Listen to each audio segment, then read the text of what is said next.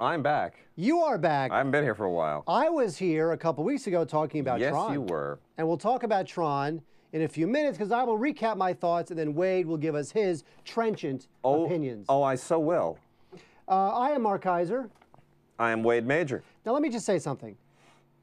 We are right now, because we are the hottest, best movie review show on the internet. We are on Blip, Roku, TiVo, Flim Flam. Actually, you know what? Here's what happened. Yes, I think in like 1998, somebody sat Jerry Lewis down and said, "Come up with nonsense words. We'll put .com after it, and it'll be website names. You're probably Glaven.com, Roku.com. Wow. And he just like cranked out like 50 names. Yahoo, Google. Way to support those who are supporting us. Thanks, Yes. Mark. I'm going for the funny. Wait, we got another funnier word. Want to go to the next funny word then? Okay, Jerry, one more Jerry, then we'll take a break. Drobo.com. Really? Drobo.com, yes. Drobo.com. It's true. I don't know where the names come from. Drobo is now helping us out here at the Streaming Garage. Mark's busy laughing. Want me to take this? There we go. It's basically, okay, Drobo, by the way, first of all, Drobo, thank you. But they're basically a hard drive backup system, and they are the best hard drive backup system, may I say. It's like 64 terabytes. 64 terabytes. I think it's getting bigger. It's crazy. You can fit like an entire human brain. Therefore, because we're in HD, we need it, and they came and helped us out. Awesome. And you can buy Drobo That's as well. pretty Mark, awesome. you got some kind of copy there you can read. That's pretty awesome. Massive, 64 terabytes sort of massive. So now we won't lose an episode, and we can talk as long as we want. Wow, that's way to extemporaneous. Go to drobostore.com. Thank you. That's what I was looking for. Replace Mark? Type in S Garage. I'm trying to plug the Drobo. Go. Drobostore.com. Type in S Garage and get some discounts on their products. Thank you very much to Drobo. Woo! Drobo. Yeah. All right, now. And of course, we're in HD. It's our first HD. This is the first time you're seeing Wade in HD. It's terrifying. That's true. We are the first Hide the live children. streaming HD web entertainment network in the history of the medium because of Hide the New Tech children. TriCaster. That is right. New Tech TriCaster. Because when we started, we were in AD. Then we moved up to BD, then CD. Now we're so good. We're all up to HD. You Going right gotta up the quit. envelope. You gotta quit. You gotta quit. We need to move on. Damn. Okay. Yeah. We are in HD. Wade, you look great in HD. Well, I look thank great you. no matter what the D is. I'm on board. You know what I'm saying? So try New Tech, by the way. Sure. Couldn't do any of this without New Tech. No. Couldn't do any of this without None of it. without two things. Woo! New Tech and the crew. Corey, J-Mac, Mike, I wasn't Give yourselves a here. hand. and everybody else who's Yeah. not here. It's the end of the year, holidays. It is true. It is Emily's true. not here. Emily's not here. Elaine, our social media manager, producer, not here. That is true. That is true. But They she's are on. I missed. see her in the chat room though, so that's okay. Hi, Here in Elaine. spirit. She is here in spirit. Now, by the way, but before we go on to Tron and Little Fockers and True Grit and The Fighter and How Do You Know, it's a big show. Sure. We want to talk about Clicker. Now, we are a nominee for Best Web Live Show on Clicker. Woo! That's pretty Yeah. sweet. Yeah. It's like a big deal. It's insane. It is a big We're deal. going against Katie Couric, the White House live feed, Never heard of NFL football. The White House live feed. Yes. Yes. Wow. Yes, we are nominated along Yeah. with It's Katie ridiculous. Couric, Katie Couric, White House live feeds, stupid for movies. Wow. Yeah, and then two other shows from Streaming Garage. We actually have the most nominations of anybody. More than CBS, more than NBC. It's okay. More than the presidents the of the White United House. States. Yeah. Don't tell them we're actually in a garage. Oh yeah. So thanks again, New Tech, a big part of this as well. Oh, that's Because pretty again, sweet. we wanted to do real TV on the web, and apparently people have found out about us because I just discovered this today. So if you go to Clicker, if you go Outstanding. right now to below all these links, if you're watching it on YouTube, if you're watching it right now All live right. on Ustream, you'll see Good there's a stuff. link there. Please vote for us. Good stuff. We'd love to show everybody that we're a non-funded, no angel investing, nothing, and we could still win and beat everybody's ass. We're rocking it. Yeah. Okay. We're rocking the streaming, man. You know, I heard we do movie reviews too. Yeah. I heard there's a rumor this show's about movie Move it reviews. on. All right, Wade, go. Tell the folks what's about to happen. This weekend in movies.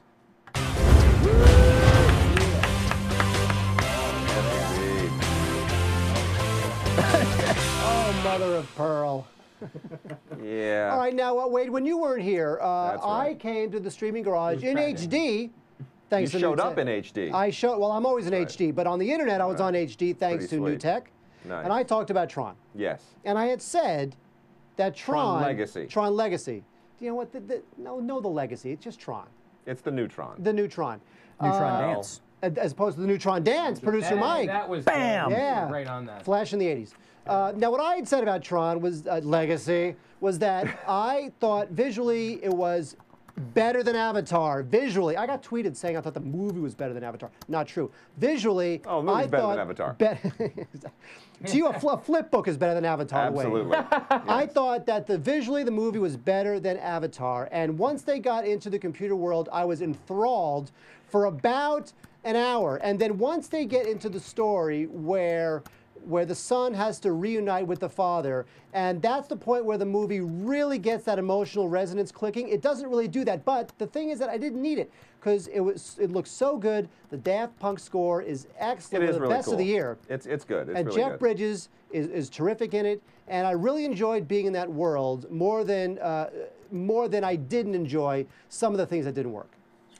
Here's my rundown on Avatar. Oh, I'm sorry. Did I say Avatar? I meant Tron. I see what you did. Oh. Mark said better than Avatar, and Blip even quoted him. Yeah. No, here's the deal. Here's Tron Legacy.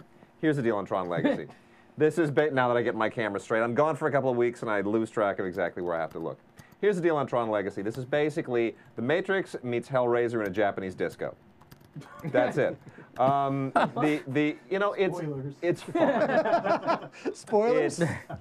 It's fine. For a sequel that comes nearly 30 years after the original film, where you're supposed to sort of understand that the intervening years have created all of this technological change, and then that all happens inside the computer as well. As somebody who sort of marginally liked the original film, don't make fun of me, Corey, I thought this was okay. I think I maybe like this as much, maybe a little better than the original. I didn't hate it, but it just feels so kind of Joseph Campbell retread all of the same mythic themes that we've seen from Star Wars to The Matrix to The Lord of the Rings. They're all here. And the thing I think that really kind of annoyed me, that maybe distracted me the most, was that part of the plot, and this isn't really giving anything away, everyone kind of knows this, is that Jeff Bridges created a kind of digital doppelganger of himself who becomes a megalomaniac. Corey's covering his ears right now, sorry. Whatever. Corey's actually covering his ears because he's going to the midnight show tonight. You've seen this. The digital doppelganger of Jeff Bridges, it's supposed to look like a young Jeff Bridges, actually looks a lot more like Bill Maher.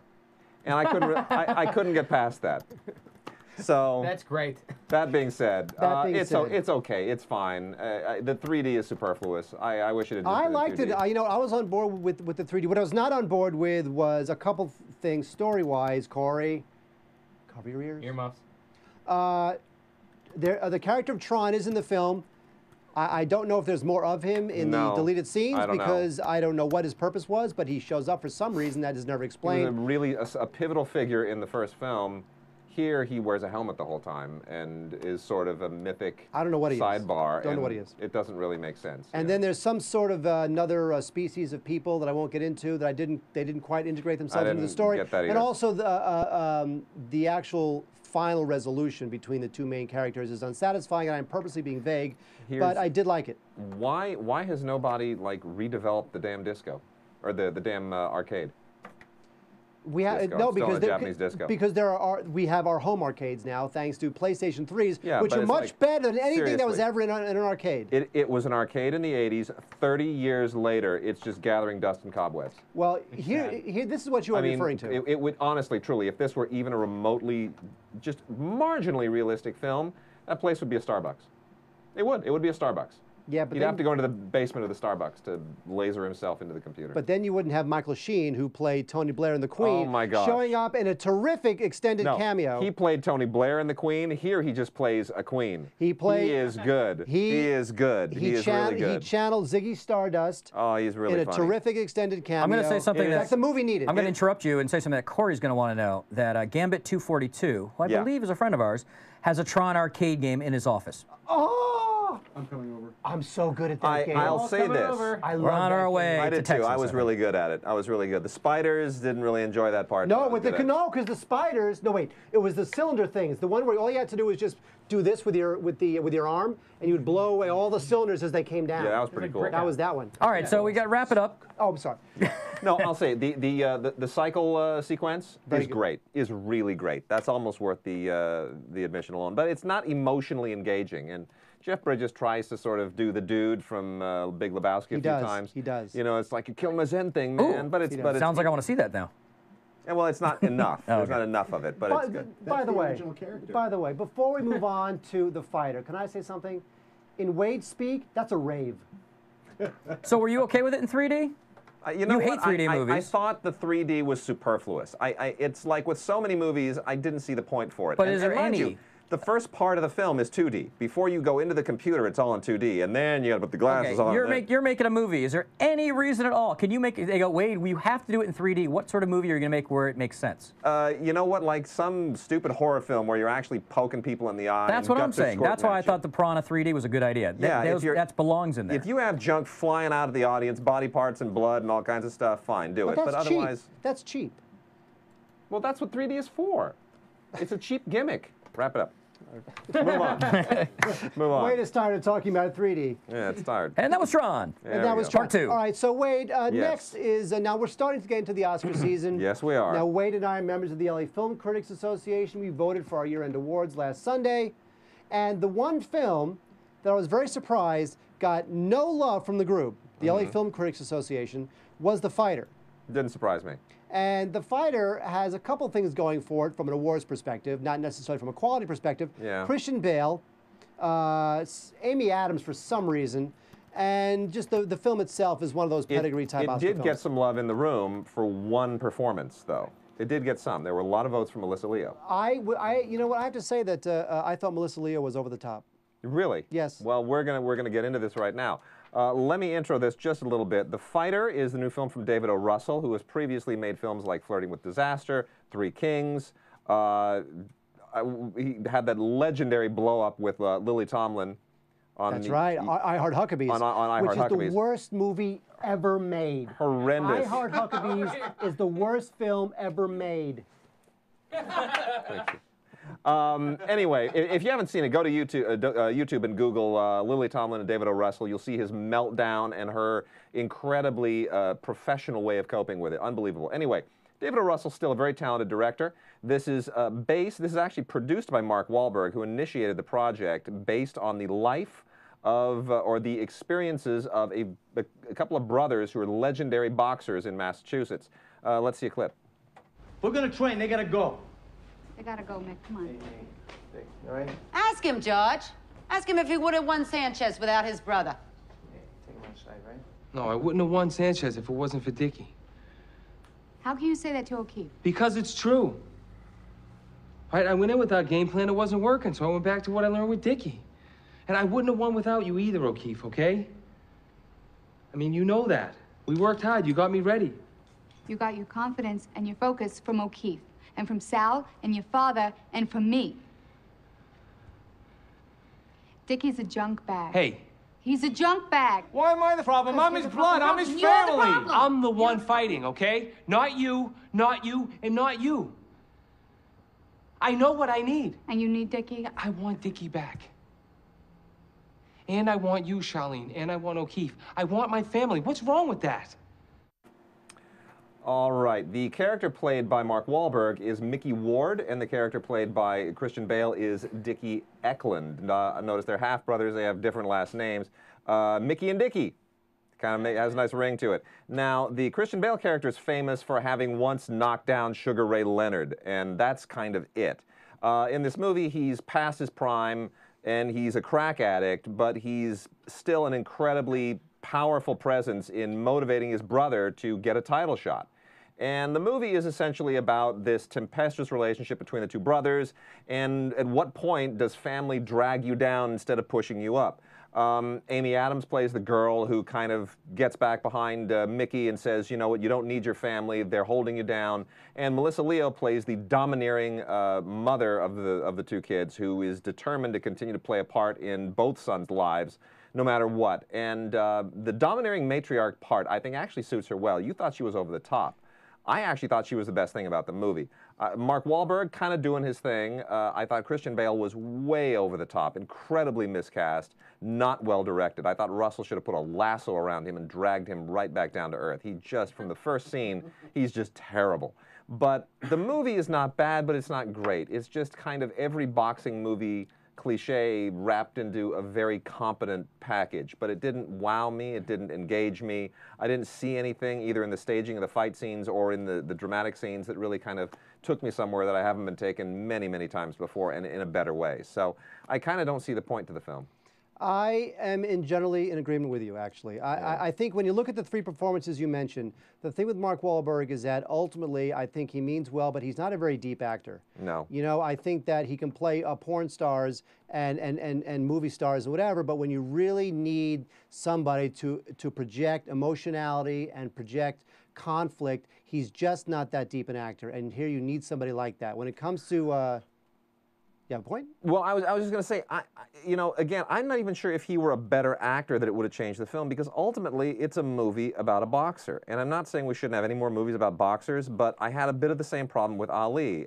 You know, really competent film, Will Smith, terrific lead performance.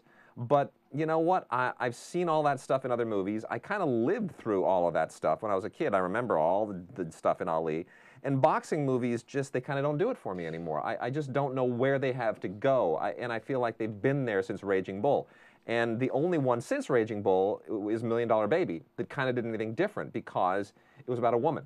Well, and now I feel like, well, between Raging Bull and $1 Million Baby, we're done with boxing. Find something else. Well, the thing here, which would have made the film more successful, is that really it's a movie about family. It's a movie about a guy who has to choose between his family and this other way of doing things that would ostracize and send him away from his family. Now, that's what the movie really should have been about. A little like Animal Kingdom? Like Animal Kingdom. And by the way, which is a better film. You mentioned Animal Kingdom. If you look at Jackie Weaver versus Melissa Leo, why was Jackie Weaver better? Because she was domineering, but she was quiet. The power came from within. And at the end, because in Animal Kingdom, Jackie Weaver, you love her at the beginning, a little bit like John Hawkes in Winter's Bone, where it almost in reverse. John Hawkes is a guy that you hate at the beginning of the film. You're scared of him. By the end of the film, you love him, you embrace him. And Jackie Weaver, you love her, you embrace her, and then she scares the daylights out of you by the end of the film. Those two trajectories are very difficult to pull off. So I admit those are two great performances. And then the last thing I'll say before we move on to Little Fockers is... do we have to? Christian Bale, exactly. Really? Christian Bale, just act. You know? Oh, just here's the thing with Christian Bale. I'm a little over his look at me be real sort of performances where everything is external. He loses 125 pounds. He acts like a crazy man. He runs up and down with his rubbery, crack-addicted limbs and walks out. Forget it, just act. You know, he's become very He's become very... And he can be an interior actor because he's so good. No, but he's absolutely capable of it. He's become very exterior. It's all about what you see in what you see. You know, there are certain actors that are very, very much in command of their abilities. They can walk out there and they can just nail it. You know, Dustin Hoffman's one of those kind of actors. You give them what they're supposed to do and they go out and they nail it. And then Gene Hackman can do that. Give him what he's supposed to do. He walks out. He nails it. Doesn't really need much direction. And then there are actors, and my father used to say Bette Davis was one of these, where they need a good director. The talent is there, but they don't necessarily have the externality of on their own talent to know how to sort of modulate a performance. But they can do it. They just need a director to wrestle them into that place.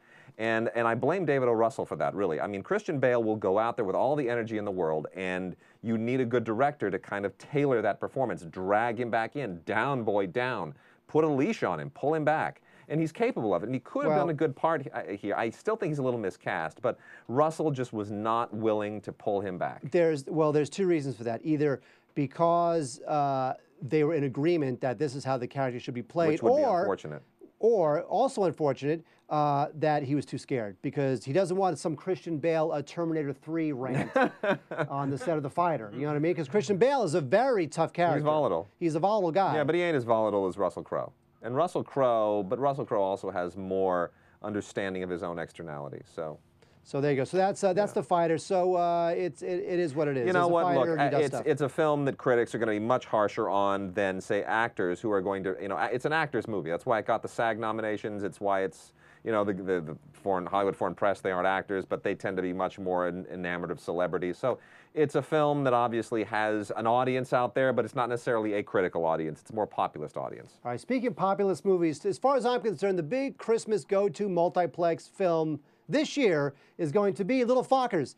Now, Wade, here's the thing. I went to go to the Relativity Media Christmas party. Now, Relativity Media is basically a little mini studio. They're also It ain't that many anymore. I know. They're also they also co-finance most of Universal Pictures and Sony slate, Pictures stuff. and Sony Pictures stuff right now. So I wanted to go to their Christmas party because I wanted the free food. I wanted to see if there was any celebrities there. I want free crap. That's who I am. But Wade went to go see Little Fockers. Go, Wade. Little Fockers. Little Fockers is the third. I know, we're all laughing with my face of enthusiasm. It's just extremely dramatic two-camera turn. Go ahead. Anyway. Go ahead, school us. Little Fockers is the third in the Fockers trilogy that began with. Can't believe I'm calling this a trilogy. That began with Meet the Parents, then Meet the Fockers in 2000, 2004. Here we are 6 years later, and of course now Ben Stiller and Terry Polo, they have twins, and the twins are 6 years old, and one of them's really bright, and one of them's kind of stupid. And we're resurrecting the whole nightmare of his relationship with his father, Jack Byrne, played by Robert De Niro. Let's see a clip. Dad? Yeah? Can I please go climb that big rock wall? Yeah, okay, just be careful, buddy. Okay. You think he can handle that? What's the big deal? I'm just not sure you've instilled the physical confidence for him to shear a face like that. Jack, do me a favor. Just let go of the reins a little, okay? I'll let go, Greg, when you show me once and for all that you have what it takes to lead.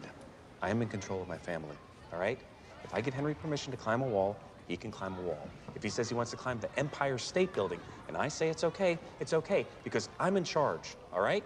I'm calling the plays now, so you just gotta step back and accept the fact that I have got this. Whoa!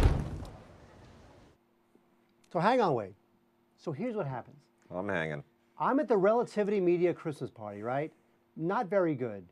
Cookies? Were there cookies? There were cookies at the end. Cookies are good. And that was important. There are always cookies at the end. Good job, J-Mac. What I'm saying is that there were cookies at the end, food not that great, but here's what happens. I'm over there hobnobbing at the Relativity Media Christmas party, and I get a text from Wade. Now I'm thinking to myself, okay, Little Fockers started at 7 p.m., and now it's about 8:20, and for some reason Wade is texting me, and I know he's sitting in Little Fockers, because I'm here. I'm like, what is Wade, why would Wade text me? So I read the text, and look at this. I think it would have been better if this. He should have put this movie as Focking Unburied. Oh! How was it not an FOCK? Come now, on. let me just say, I am not a profane person, okay? I'm not. So you have to understand what it takes to push me over the edge. Now but here's the thing, this is during the movie. Yes, during the movie. Now that is sacrosanct, whatever the word is. Look, I am not even inclined to do, I revere the movie-going experience to the point where you respect the movie, you don't take phone calls, you don't make phone calls, you don't text. No, I broke so many of my own rules and personal ethics. Can you actually be kicked out if the publicist saw you? Can they actually just go, Wade, you can't come back to our movies, what are you doing? Can you really get in trouble for that? I don't know. I mean, I know you can if you start filming, obviously. Yeah, Then you really I don't know. It depends on the film. In this case, I got to tell you, I hated the fact that I had to drive all the way to the ArcLight for this. But honestly, good parking there. At about 30 minutes in, I was so grateful for that upper row at the ArcLight where you can put the armrests up. And there were 3 seats on either side of me, and I could just stretch out and lay my bag down and catch a little shut-eye. Honestly. Now, here's the thing. I love Meet the Parents. I thought Meet the Parents was a funny movie. I thought Meet the Fockers was a pretty funny movie. I liked the Dustin Hoffman, Barbra Streisand angle. Great casting. I thought it was very funny. I love the fact that from the first film to the second film, you took the energy that you had between Ben Stiller and Robert De Niro, and you transferred that now to Dustin Hoffman and Robert De Niro. And there was a lot of fun in seeing that collision as opposed to kind of rehashing what you had seen in the first film. The problem is there's nowhere now for this scenario to go. Jay Roach, who directed the first 2 films, has been replaced by Paul Weitz of the Weitz brothers. Paul and Chris Weitz previously did American Pie and About a Boy, which is a terrific film, wrote and directed both of those together, and then they've gone their separate ways, with Paul making things like Cirque du Freak, and Chris doing things like The Golden Compass and the second Twilight film. Paul is really on kind of not a great run right now, and Cirque du Freak was a bomb, and this is just terrible. The problem is it's not his fault, it's the script's fault. John Hamburg, who's a very good writer and director in his own right, who wrote and directed I Love You Man, and who was a writer on Zoolander, has written, he's had a hand in writing all of the Fockers films. But here it just feels like he and everybody else, they're on fumes. They don't know where else to go with this. They're just kind of taking the lines and the ideas and the stuff from the previous films and they're rehashing them. And here's the worst thing about this. If you go in thinking you're going to see more Hoffman and more Streisand, it's a lie. The commercials show you these shots of everybody sitting in a room and the lines going zipping back and forth. That shot, that scene in the commercial where everybody's in the room together is the last scene of the movie. It is the last 3 or 4 minutes of the movie. No, I'm warning people. You spoiled the movie. I'm warning people away. Hoffman and Streisand appear for maybe a total of 35 seconds apiece until the last 10 minutes of the film when they show up for what are extended cameos. Hoffman and Streisand have 2 scenes together, and Hoffman and De Niro are not even on screen until the very last scene of the film together. It is a gyp, it is a con, it is a dreadful screenplay. It is an arduous slog through rehashed jokes that worked better the first time and the second time that don't work at all the third time. Now, if you need to know the plot, basically the question is, do Ben Stiller and Terry Polo still have fire in their relationships now that the kids are growing up, now that they're kids in the relationship? And there's Jessica Alba, who is this pharmaceutical salesperson who's really trying to put the moves on Ben Stiller. And then Owen Wilson comes back into the picture trying to lure Terry Polo away. And then, of course, Robert De Niro questions whether or not Ben Stiller has what it takes to be the godfucker to replace him as the head of the family. It is dreadful. It is horrible. It is a disaster that you want to stay as far away from as possible during the holiday season, or it will ruin your holidays. Wow. Wow. So there it is. Godfucker is funny, though. Godfucker's funny. Yeah. Once. Here's the issue. But this is where, and then we'll move on to How Do You Know, the new James L. Brooks film. This is where critics and audiences diverge, because what'll happen is, at Christmas time, most people want to see a movie where they can just get the family to shut the F up for an hour and a half, and if they go see this movie, they will, and they'll be happy. And then they read critics who go into it about how terrible it is, and the script is this, and the cinematography is that, and they just hate us for that. Yeah, you know what? And all they want to do is just sit in a Christmas movie and just not have to talk to their family. When Dustin Hoffman doesn't show up until an hour and 15 minutes into the movie, you get a little teed off. By the way, did I mention that Harvey Keitel and Laura Dern show up in this movie for about 30 seconds? Wasted, both of them. Pointless. Throwaway parts. Okay, so let's just say a Relativity Christmas party marked free food and free drinks. Little Fockers, I win. Anger, just raging, fuming anger that I had to sit through that. I win, because I got free food. So upsetting. And that's all I care about. What you do for this show. Yeah, it's true. It is true. All right, so before took one for the team. I actually have to talk about it on NPR as well, but. Oh, NPR! Look at me, NPR. I do. So before we do in more sophisticated terms. Go eat a crumpet. Go eat a crumpet and drink your tea like this with the pinky out. So before we do Chad Vader, Chad's awaiting, might be falling asleep right now. Before we do parental guidance, little buy, rent, or burn, we have How Do You Know? Yeah. Now, How Do You Know is the first James L. Brooks film in, almost 7 years. I mean, Spanglish was in 2004. Yeah. And I got to tell you, James L. Brooks is 70 years old, and he has officially lost it. In the movie, Reese Witherspoon plays a member of the U.S. Olympic softball team who, at 31 years old, is cut from the team for being too old. So on the worst day of her life, she winds up on a blind date with Paul Rudd, who plays a guy who might be indicted for stock fraud. Now let's take a look at a clip where Jack Nicholson plays Paul Rudd's father. George, let's go inside. I have a date. Date? Son, we are in a rapidly evolving situation here. I must tell you, I was afraid to use the telephone. Because? No, don't tell me. I'm not ready to take on anything that I can't handle. George. No, you know what? I know exactly how I'm going to handle the situation. I'm going to treat myself like a company in trouble. What I think is you are just indulging in a lot of neuroses here. No, you start taking on more than you're ready for. The game becomes about how much you can take on instead of how well you handle it. And that applies right now. Stand still. No. You do not have the luxury of not hearing this. God, are you going to make me literally run from bad news? The board has these...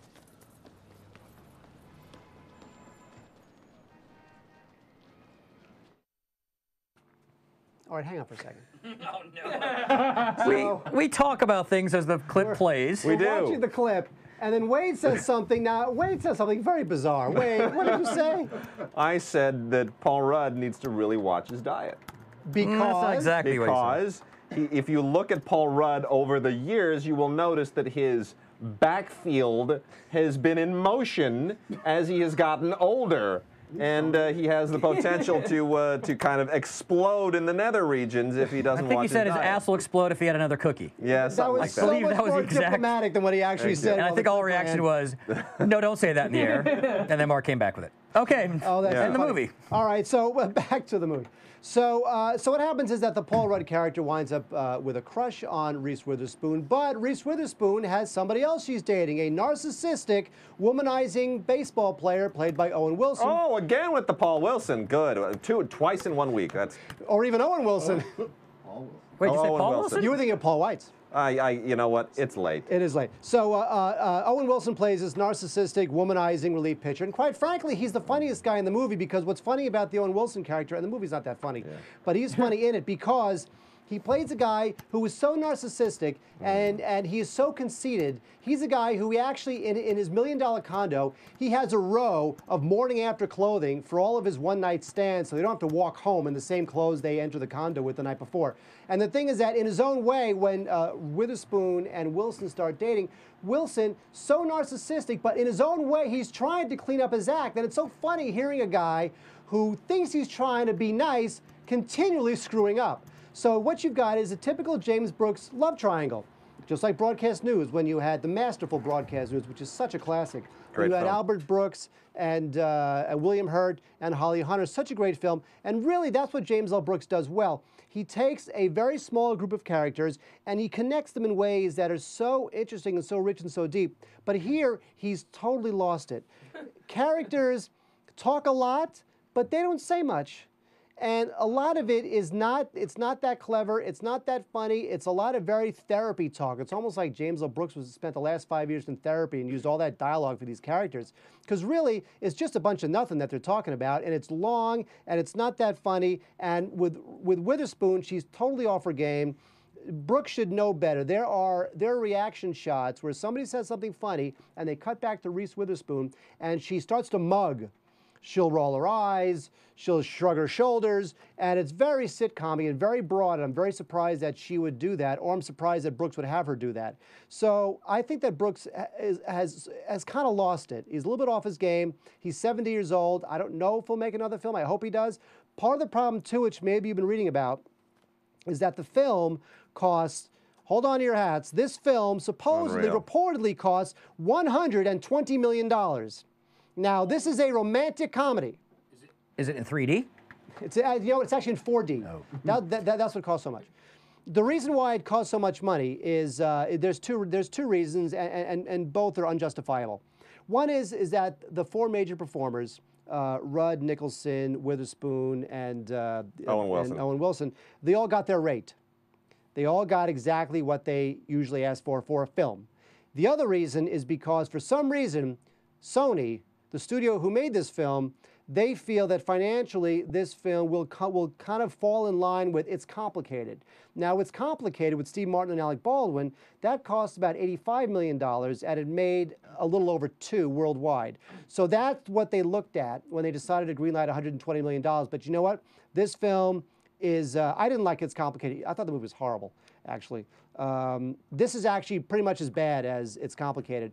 This movie will not do well. It is not funny. It is long. Reese Witherspoon's charm is totally dialed back in favor of something that is much more tentative and confused because her character is tentative and confused. And really, the thing just doesn't work. It just doesn't work. And I'm very surprised. And it's too bad because James L. Brooks has directed a grand total. Now, James L. Brooks has had a magnificent career. Mary Tyler Moore, right? It's The Simpsons, a great career. He has only directed 6 movies, which is surprising. Yeah, and 6 movies since 1983, which was his first film, which was Terms of Endearment, went on to win Best Picture. He's pretty much the Stanley Kubrick of comedy, where he does a movie once every 10 years. Yeah. And you know, as Terms of Endearment, terrific. Broadcast News, just wonderful. Terrific. As Good as It Gets, you know. Is really good. Is It's really good. And Spanglish, I did not like at all. Still in this waiting for the movie. musical version of the one that was supposed to be a musical. I'll do anything. I'll do anything. Yeah. I'll do anything. It's funny, you know what? But they're going to have to get Prince's permission if they ever want to turn that into a musical, because Prince owns the music rights. Is that right? But that was the music that he wrote. But that was another misbegotten film. It's funny when you look at James L. That has Brooks's. some great stuff in it. That Nick Nolte blow up is so cathartic, you know, against the guy who's just sort of making fun of movie people and, you know, making fun of writers. That Nick Nolte scene is just priceless. That's true. That's true. And you know what? I think that when you look at the balance of James L. Brooks's movie career, the highs have been very, very high. Yeah. But the lows are pretty low. And I think How Do You Know is pretty much the low, which is kind of a shame. That's sad. That's sad. So let's recap, because we like to recap here on The Big Show. Owen Tron, Wilson, 0 for 2. 0 for 2 this week. Tron, I liked it. Wade liked it a little bit less. Meh. The Fighter, we were both meh on. Wade loved Fockers. I loved the burgers I ate instead of seeing Fockers. That's what I loved. You know what I loved about Fockers? I loved that it lulled me into about 10 minutes of the best sleep I've had all week. And How Do You Know is a very disappointing James L. Brooks film. So it's a pretty marginal holiday season for moviegoers. So with that in mind, on that downer. So you should rent a movie, and we'll get to that later. Maybe there's a movie. Maybe there's a movie Philip Nelson could recommend later on after the news. You know it, because right now it's time for, as producer Mike says, the news.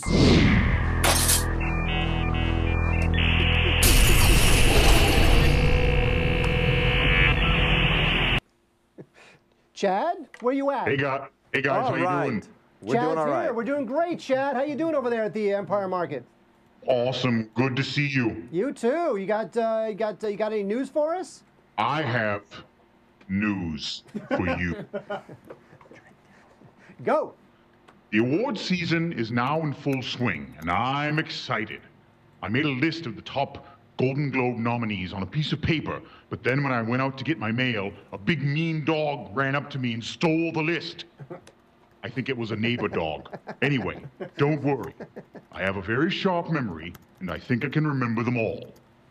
The films that walked away with the most Golden Globe noms were, let's see, Socially Networking, David O. Russell's The Fighter Man, Interception, the Natalie Portman film Black Swami, The King's Speech Impediment, and My Kids Are Okay.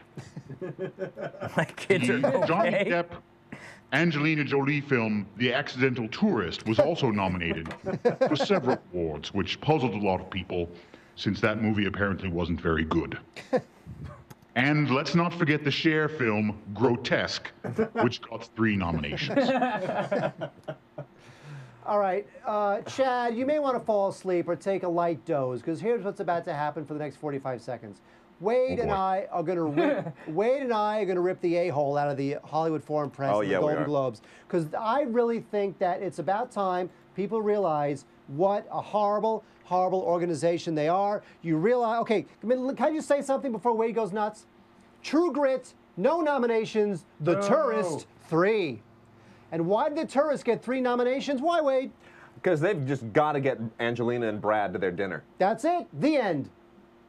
The end. That's why. That's it. And why? And why did Burlesque get nominated for anything?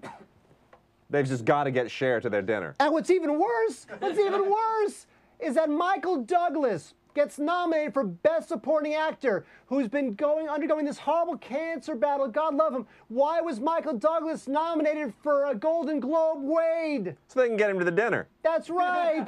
A cancer victim, a cancer survivor, crossing our fingers, showing up to a dinner. It's a big moment for the Golden Globes. God, they're the worst. I'm gonna spill a few things here. I have to be kind of prudent about this. The Golden Globes are given out by the Hollywood Foreign Press. They're not film critics. They are a group of people, a very, very tight-knit group of people who for decades, close to a century now, what is it, 60 years or something they've been doing 60 years too many. Whatever it is. They are basically just foreign journalists who have this close-knit group, and they have managed through their television deal with Dick Clark Productions, who they're now suing, stupid them, to develop a credibility they don't really deserve. There are about 86 some people. some of whom are legitimate journalists, okay? Some of them are friends of ours. You know, Mike Goodrich, who's a member of LAFCA and who runs Screen, you know, Screen International, sure. is a real critic and a real journalist and a great editor and a terrific writer, and he's one of the legit people in the group. But, you know, the tail can't wag the dog here. This has been going on now for decades. And people used to say, well, they're the harbinger of the Oscars. Well, they haven't been for the last few years, ever since they compressed the award season. It used to be Golden Globes given out at the end of January. Academy voters then maybe pay attention to the Globe winners by the time nominations then are due in mid-February, and then March is when the Oscars are given out. Well, now Academy Award nominations come out about the same time that the Globes give their awards, which means Academy members have to see all the same films before the Globes have announced their winners. And now, suddenly, Academy members are making up their own minds without necessarily having any kind of residue from the Globes, which puts more power in the hands of the SAG Awards, actually, because so many actors belong to the Academy, such a large percentage of the Academy are actors, that the SAG Awards seem to have much more clout now in determining who the eventual Best Picture winner is going to be. So that and the rise of the Critics' Choice Awards from the broadcast film critics, I think, is really dampening the. What about your awards? Let's talk about your awards, because you are one of the most legit, prestigious. On Sunday, the LA film critics were it for a few seconds, until Monday, when the New York film critics were it for a few seconds, and then the Golden Globes stole everybody's thunder on Tuesday. Okay, and who did you guys vote for? Let's give some Social breakdowns. Network. It's running the table on the Critics Awards. And can you say what you guys voted for? We were big on the King's Speech. I was big on Black Swan and the King's Speech. Yeah, and I was big on other disagreements with your own LAFCA? Yes. You know what? It was wide open. The voting this year was wide open. All over the map. And it was very interesting what movies and performers did not get much love from the group. Like we were saying before, how I was very surprised that Natalie Portman got very little love in the group, within the group. I was very surprised also that Chad Vader is waiting to speak again. I told you to go to sleep. It's all right, Chad. I told there you we to go. take a dose. Is it 2011 yet? 3, 2, Happy New Year. So, anyway, we were surprised what films did not get much love. It matters what's in the emails when the emails float around between the group before we vote, because those emails, depending on how credible the person is who's sending it, they do motivate other members to take certain things seriously. I don't think that Mother would have gotten as much love had not so many members of the group who really do command respect said, you got to watch this, you got to go see it, you got to really give this film some attention. And it wound up winning Best Actress for Kim Hae-ja. And she deserved very it. deservedly. That is true. All right, Chad, wake up. What else is going on? Time's Man of the Year for 2010 is none other than Mark Zuckerberg, the founder of Facebook and subject of the critically lauded film The Social Network. Could this accolade affect the Academy's judgment when handing out Oscars in March? I don't know. I tried to reach Mr. Zuckerberg for comment, but apparently he doesn't have a Friendster account, so I couldn't contact him. You know, awesome. I Does he think... have a Plaxo account? Maybe Plaxo.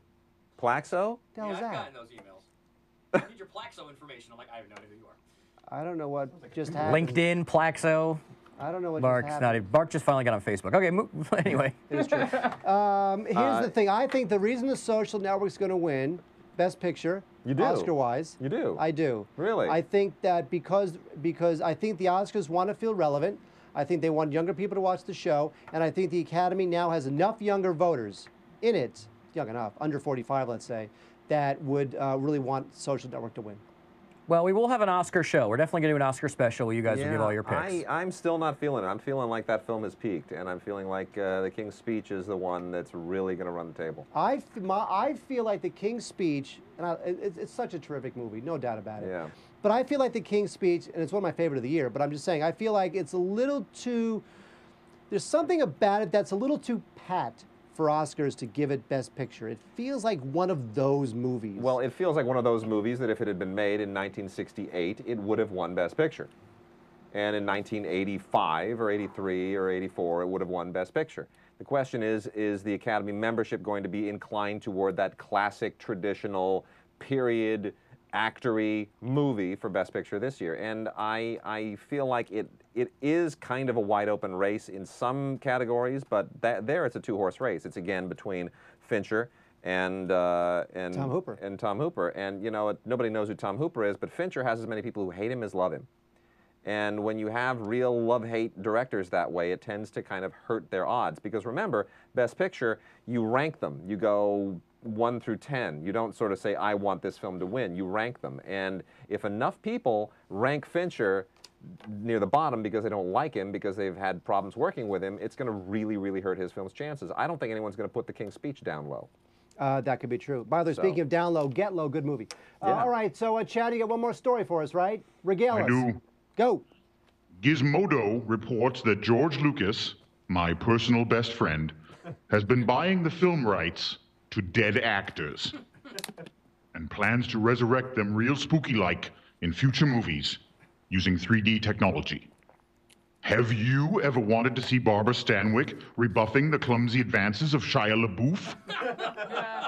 Or Humphrey Bogart chilling with Snoop Dogg? Oh my gosh. George Lucas will make sure that all happens, and this reporter is certain that it won't be the least bit tacky or disrespectful. Do you hear that, Mr. Lucas? I'm on your side, buddy. Give me a call. George Lucas, I have one thing to say to you. I have one thing to say to George Lucas.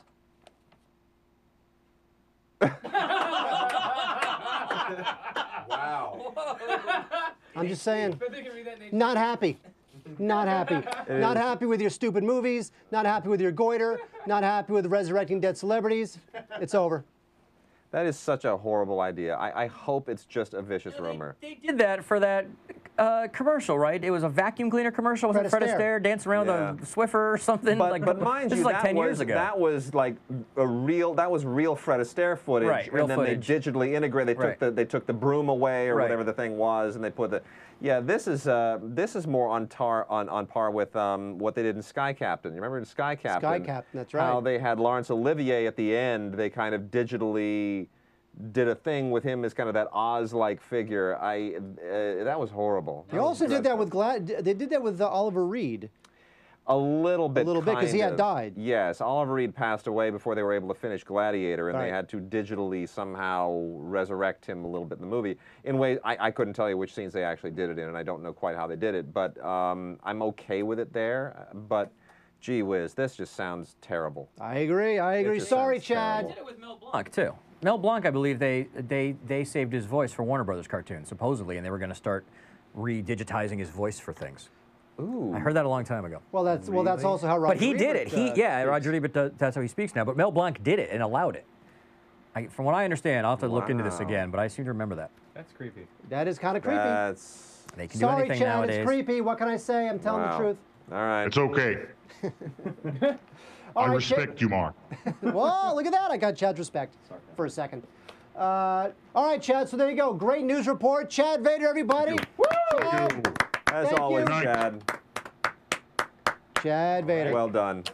Bravo. All right, so, outstanding. Is there anything else you want to say about the Golden Globes? Just say, No, but there was another news story, Say a though. four-letter word. But by the way, do you think the Golden Globes this year, because the Oscars will, do you think the Golden Globes this year, do they have enough class to actually give some sort of a tribute to Blake Edwards, who died today? Yes. You think they will do that? Maybe. Maybe. I think they won't, and here's why. Because all the celebrities who starred in his movies are too old for audiences to care. So Dick Clark won't care. You remember years ago, you and I both wrote letters to the LA Times that were both published independently, ripping on the Globes, and then they had their little Gestapo agent call each of us separately to kind of attack us for daring to call their honor into question? Yes. It was unbelievable. Wait, here's their what happened. minions go out and to reinforce the idea that the Globes are legit. It was unbelievable. Wade and I both wrote letters to the LA Times saying how the Golden Globes are crap. And the funny thing is that... Separately, we didn't coordinate this or anything. It was just like we both were so angry, we just sent these letters off and they both got published. They both got published back to back, like in the same issue. Like there's Wade, there's Mark. I know, it was weird. And so later in the day, I get a call. Is this Mark Kaiser? Yes, it is. My name is whatever from the Hollywood Foreign Press. Why did you say those terrible things about us? So I have a conversation with this guy and I hang up the phone and I call you. Yeah. And I say, watch out, you're going to be getting a call. I don't know how he gets our phone numbers, but it's creepy that they're able to do that. It is it's true. It's like they have some little police state mechanism whereby they know their enemies and they were watching you. That is true. All right, so, okay, we've done the news, we've done some movies. It's time for parental guidance, Way. Let's move it along. Let's do it.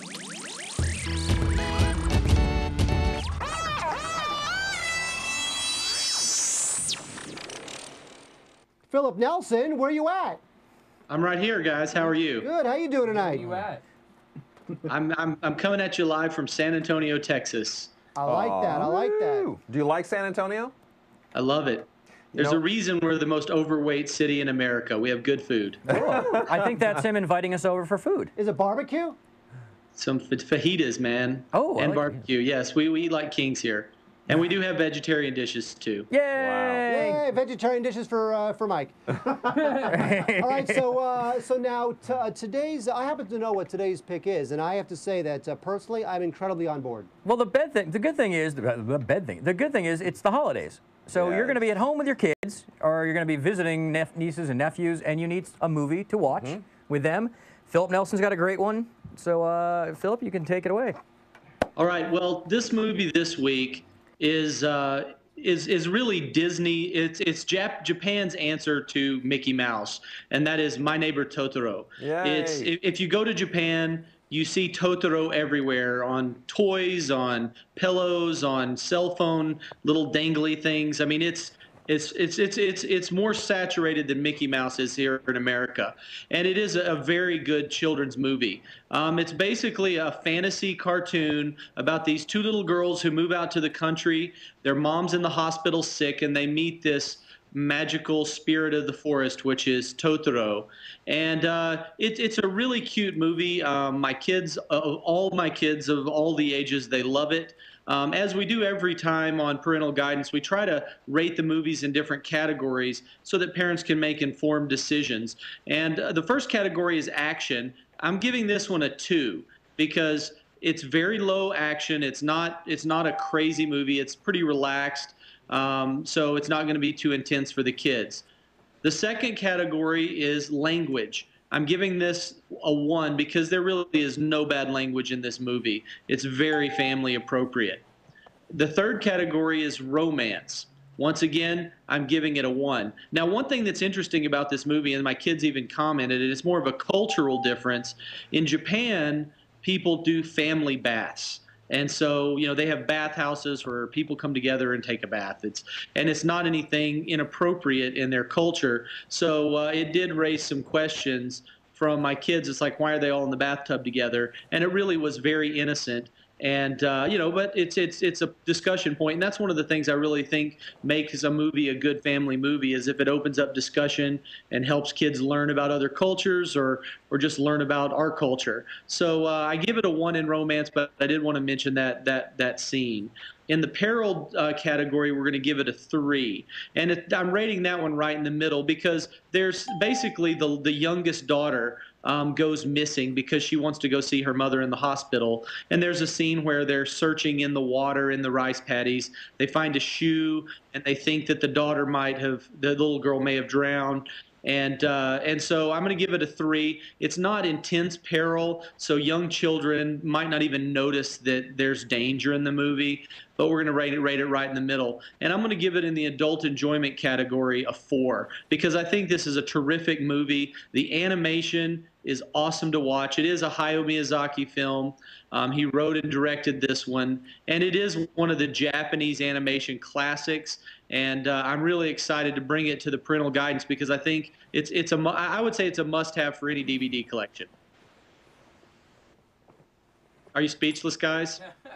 I think it's a great choice. It is a great choice. I think it's a terrific choice. My Neighbor Totoro is. I'm not that familiar with the cult of Totoro, but the movie's great. You know, it's a lot of fun. It's funny, too, because Miyazaki's films have not been treated very well by American distributors. Well, ever since Spirited Away was sort of Spirited Away was the first one that got the big exposure. Disney released it like crazy. It won an Oscar, and then they've kind of not really given the others the same push. It's been more straight to video, straight to DVD. And then what'll happen is they'll get like Matt Damon to do one of the voices because they know that American audiences audiences can't stand subtitles. But Totoro, a lot of anime is not necessarily kid-friendly, but Totoro, kids go nuts for it. It's no, great. kids go nuts for it, and as Philip said, adults can enjoy it too. It's a terrific pick. Well and done. you know what? It's Christmas time, so it's a good Christmas gift. Yep.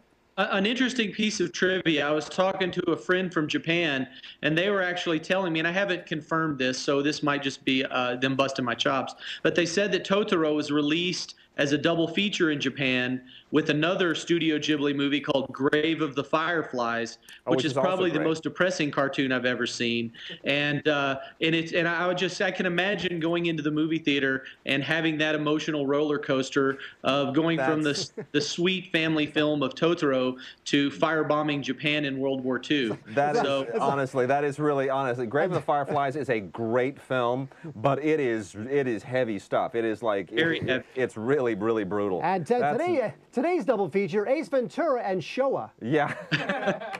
So if you want to get Totoro, you can always go to our Amazon page, which you can click on below everywhere you're watching right now. We do have an Amazon page.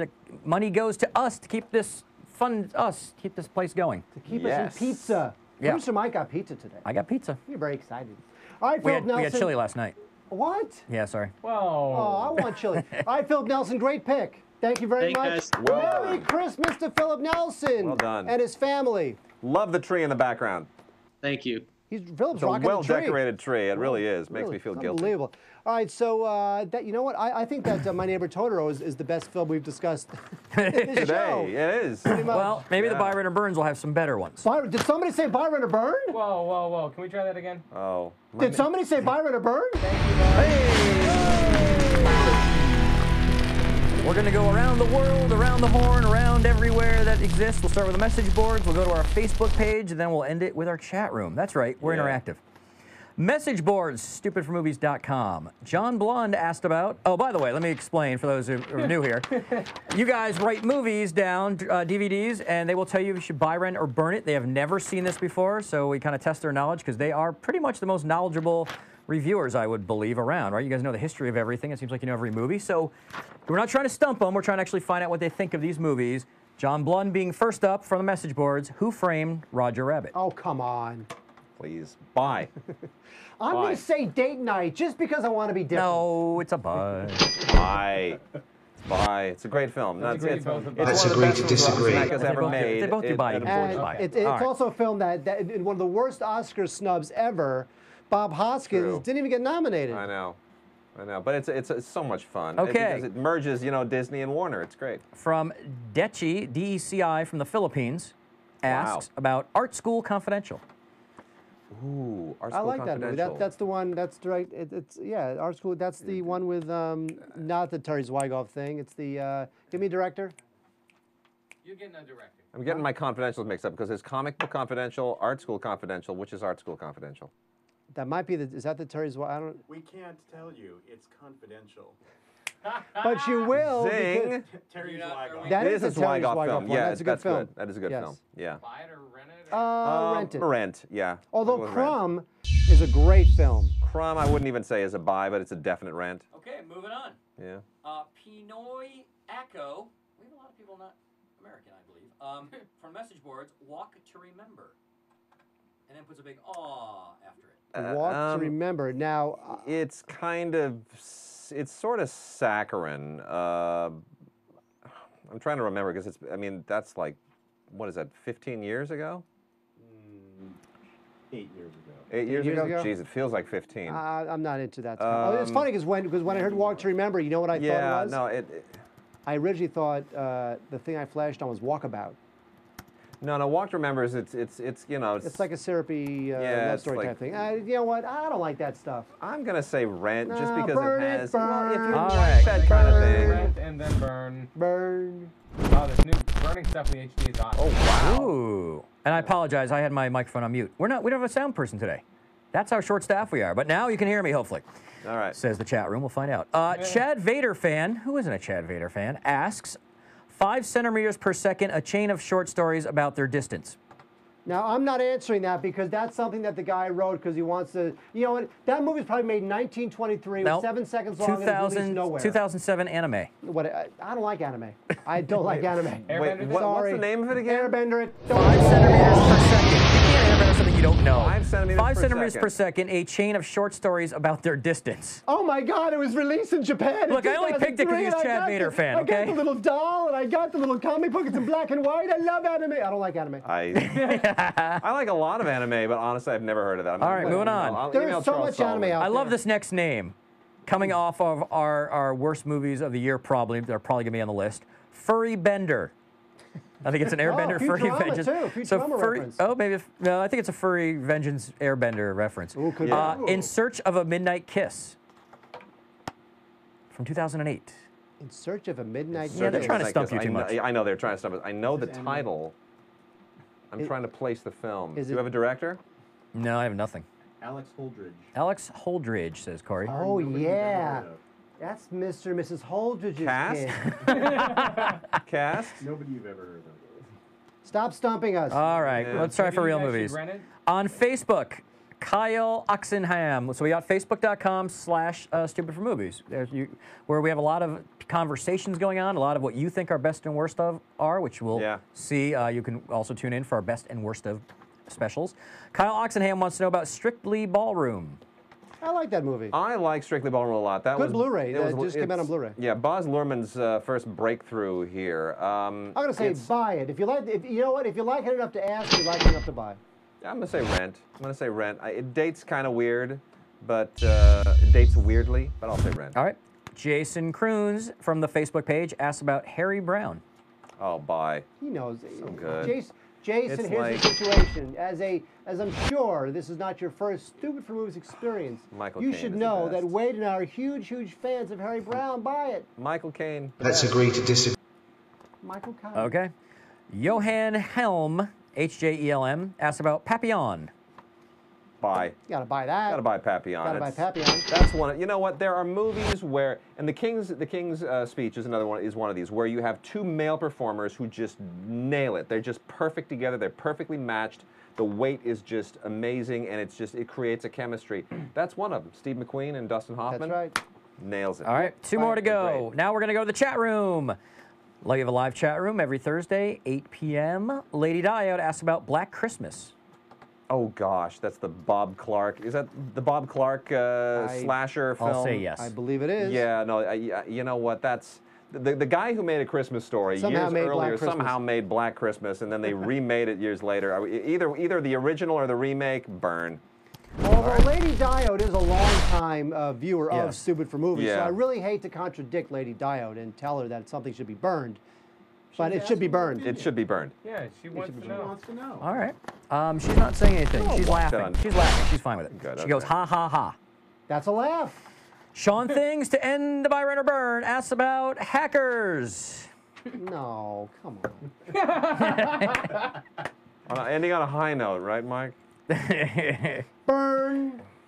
You know what? I take the Okay. burn back. I'm going for the, wait, which is worse, date night or Bender? Airbender. Date night. We don't have we don't have date night in the HD. What kind of Because date night's not worth HD. what kind of monkey factory is this? Let's get it going. Oh, I wish we had that Monkey Factory picture. We don't. That logo. Oh well. And Digital Kitty in the chat room disagrees with you. She writes, buy for Hackers.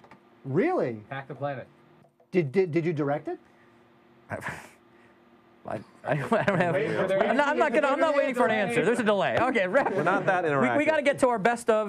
We're gonna have a best of worst of special. So please look for that on YouTube. We're actually gonna film it right now live. So if you're lucky enough to stick around, we're gonna have a best of and worst of. Wrap it up, So Mark. yes, we're doing that now. By the way, we'll be back with a regular show. We're doing a best of show. Yep. We're doing a worst of show. 2010. Taking some time off. We deserve time off. They're the best crew in the world. They deserve time off. And there's crappy movies that come out around this crappy time. movies that come out in You know what? January. We have been inundated. We have been watching movies nonstop, screeners, screening rooms, in anticipation of our voting. I just want to take movies off. That is true. I need time off from movies. So we will be back. We will be back January 13th with reviews of The Green Hornet and The Dilemma. And then coming up in the new year, I believe Dave Foley's going to be on the show. Oh, sweet. If you're following us on Twitter, you can see he actually wrote to us on Twitter and says he wants to be on the show. Oh, that's great. He's going to pick a movie, and you guys are going to watch it, and then he'll come in here and you talk to Dave Foley about it. We'll get that Awesome. date down coming up soon. And there's some other shows in the streaming garage going on. You know, we still have the Stupid for Fantasy Football, Stupid for Dexter. I hope he picks Bug's Life. Bug's Life? I don't. He was in that. And the new show, Wide World of Warcraft. So a bunch of new shows. And again, we're nominated for 3 of these on Clicker, and we have the most nominations of any network. It's insane. Take that, C-SPAN, or whatever it is. Yeah, C-SPAN, I think C-SPAN's, I don't think C-SPAN even made it. Yeah, we're better than C-SPAN. All right, so go to Clicker, vote for us, right, Wade? Vote for us. Yes. It'll be Merry Christmas, right? Yeah. This is our last Hanukkah, this is Kwanzaa, Hanukkah, Christmas, Hanukkah, the whole Kwanzaa, thing. New Year's, the whole deal. This is our last regular show. Huh? President's Day. Why not? Yeah. This is our last regular show till January 13th, but please, there will be a best of show and worst of show. So until next time, thank you, everyone.